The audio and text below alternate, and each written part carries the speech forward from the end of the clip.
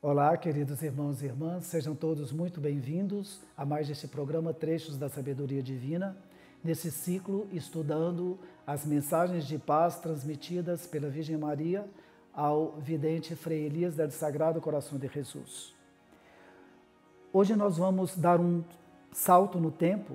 para estudarmos mensagens que a Virgem Maria transmitiu em 2018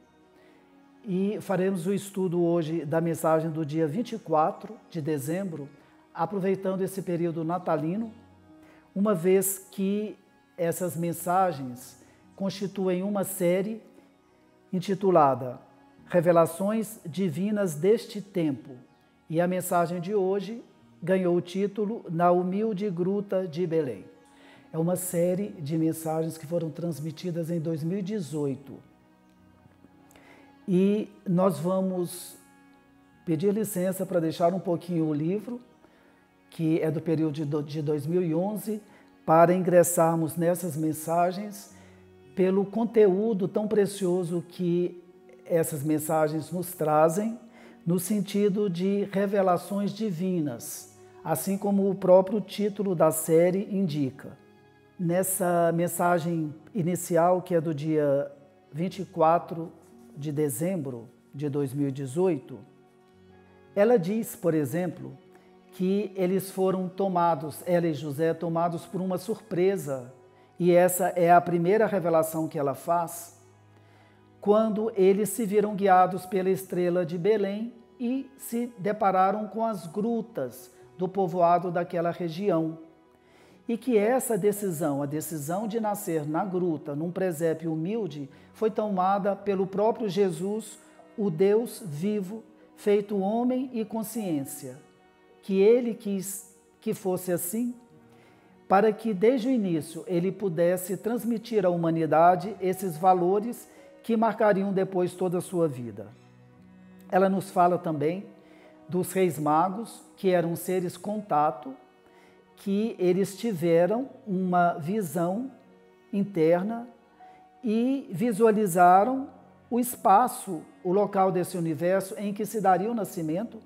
e que depois, pela intercessão angélica, eles foram decifrando pouco a pouco essa visão até chegarem a esse local. Ela fala também, e aí nós gostaríamos de fazer um paralelo com o que significou o nascimento de Jesus para aquele momento e com o que vai significar o retorno do Cristo no momento próximo, como nós sabemos. Ela diz que, através do nascimento do Cristo, o planeta Terra se tornou resgatável, que a humanidade, da forma como vinha caminhando naquela época, poderia chegar a uma autodestruição, e foi a vinda do Cristo que liberou esse karma do planeta. E isso é o mesmo que nós podemos ver hoje, em todos os acontecimentos, onde a humanidade está correndo o risco de se autodestruir e que a humanidade também, de certa forma, fez um rompimento com os mandamentos de Cristo, com os mandamentos da lei, e que é o que une um povo, uma civilização a Deus. Que também naquele tempo houve esse rompimento dos mandamentos do povo com Deus. Ela continua dizendo outras mais consequências do nascimento, como, por exemplo, uma conjuntura que se formou e que modificaria e transcenderia todos os erros humanos passados, desde o Éden, com Adão e Eva, até o fim dos tempos, até o cumprimento do seu segundo retorno à humanidade. E outro ponto também que é importante salientar é que aquele evento, o nascimento de Cristo, significou o restabelecimento dos códigos do amor-sabedoria, que é um dos raios que emana do universo para o planeta Terra, significou o restabelecimento dos códigos do amor-sabedoria, códigos que vinham do plano espiritual e que ajudariam o plano material de toda a raça humana. E por fim, ela nos diz sobre o valor de nós vivermos o episódio do nascimento do Cristo a cada ano. E qual é esse valor? É porque, ao fazermos isso, nós estamos ingressando nas mesmas correntes cósmicas e divinas de onde se originou, naquele tempo, o processo do resgate e da redenção da humanidade. E também, em termos individuais, é importante, quando nós rememoramos aquele evento, para nós podermos acessar e voltar a recuperar o propósito que trouxe cada ser à Terra. Ou seja, todos nós temos um propósito de estarmos na Terra. E quando nós nos coligamos com o nascimento do Cristo, esse propósito também renasce em nós. Ele também se fortalece em nós. Por isso ela diz que é muito importante que nós rememoremos o nascimento do Cristo e não vejamos nisso apenas um fato histórico. Vamos agora então passar à leitura da mensagem na sua íntegra. Começando pelo título que foi dado, que é Na Humilde Gruta de Belém, parte 1. E foi pela luz poderosa da estrela de Belém que sua mãe e senhora, na companhia humilde de São José esposo, depois de haver buscado um lugar simples para o nascimento do menino rei, deparamo-nos com um presente de Deus que não esperávamos, mas que ao mesmo tempo percebemos como um sinal visível durante o nascimento do menino Deus. Foi a decisão suprema que o Deus vivo, feito homem em consciência, quis tomar, ao nascer em um humilde presépio dentro das grutas aldeãs do povoado de Belém. Foi assim que a Sagrada Família, pela guia interior de São Gabriel Arcanjo, instalou-se e preparou-se para o esperado nascimento de quem, através dos tempos e de todas as gerações, liberaria o gênero humano de uma possível autodestruição e de uma total perdição dos atributos e dos mandamentos que, como povo, naquele tempo os unia a Deus. Por essa razão, o nascimento do Messias, o Rei de Israel e de toda a terra, foi profetizado e anunciado para os mais sábios seres contato, que, compreendendo em nível interno a cosmovisão do espaço local deste universo e por intercessão angélica, decifraram o dia e a hora estimada da chegada e do nascimento do menino Jesus em Belém, mesmo que não tivessem conhecido anteriormente a Sagrada Família. São José esposo, comovido e interiorizado pelo nascimento de Cristo e pelo cumprimento das sagradas profecias,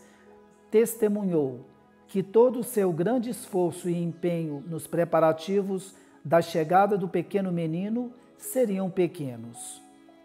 Por trás do nascimento de Jesus, Maria Santíssima, sua Mãe Divina, já sabia, a partir das 13 anunciações do Arcanjo Gabriel, que a chegada do menino rei significaria uma importantíssima intervenção celestial, divina e cósmica, uma conjuntura que modificaria e transcenderia todos os erros humanos passados, desde o Éden, com Adão e Eva, até o fim dos tempos, até o cumprimento do seu segundo retorno à humanidade. Tal intervenção, ocorrida no humilde e simples cenário da Gruta de Belém, representou a restauração da aliança que se havia perdido entre os homens e Deus, e também significou o restabelecimento dos códigos do amor-sabedoria, os que, do plano espiritual, ajudariam o plano material de toda a raça humana. A primeira fonte da criação que surgiu no plano imaterial viveu um processo de materialização de suas formas e de suas matrizes para contribuir no nascimento de Jesus na Terra. Esse acontecimento, motivado por uma altíssima ciência vibratória espiritual, também significou um forte movimento de correntes cósmicas e solares,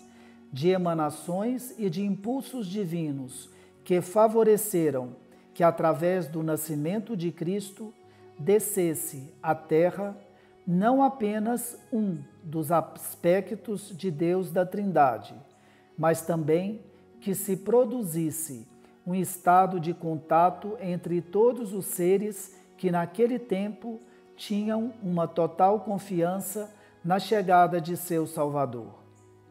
Por essa razão, a anunciação dos anjos aos pastores e também a sábia interpretação e sintonia dos reis do Oriente geraram em toda a consciência espiritual do planeta a possibilidade de poder tornar a dar à Terra um caráter de resgatável. Quando Jesus nasceu no presépio de Belém, muitos outros acontecimentos espirituais, internos e até físicos se produziram,